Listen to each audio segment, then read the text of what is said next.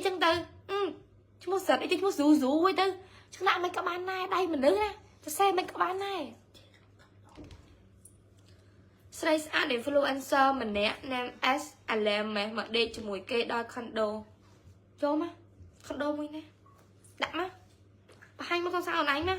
ទៅតែយើងម៉ាត់ប៉ុណ្ណឹងបន្ថែមមកសងសាអនឡាញមកបង្ហាញមកបង្ហាញមកអនឡាញបង្ហាញមកសងសាអនឡាញមកថាគឺជាមនុស្សមិនមែនជាខ្មោចមិនមែនជា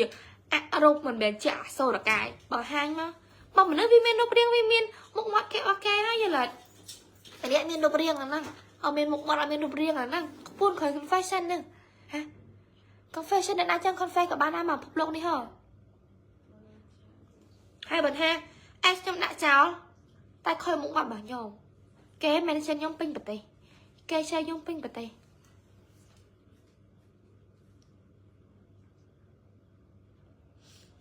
ហើយមួយទៀតពេលខ្ញុំស្ងាត់ខ្ញុំនិយាយដែរពេលខ្ញុំស្ងាត់ថាខ្ញុំនឹងពិតជាការប៉ັດមិនស្ងាត់ពេលខ្ញុំចេញមុខមកបកស្រាយមានខ្លួនមិនមែនបកស្រាយអ្នកណាអត់ខ្លួនអ្នកណាអត់ខ្លួនអ្នកណាអត់ខ្លួនមិនអ្នកណាអត់ខ្លួនដែលគេ mention ខ្លួនឯងគេជេររូបគេសៀងខ្លួនឯងពេញប្រទេសហើយនៅធ្វើជាបវេសណ្ដធ្វើជាមនុស្សចិត្តព្រះអត់ដឹងទេមិនមែនជាខ្ញុំចឹងខ្ញុំមិនទទួលទេខ្ញុំមិនចេញបកស្រាយទេ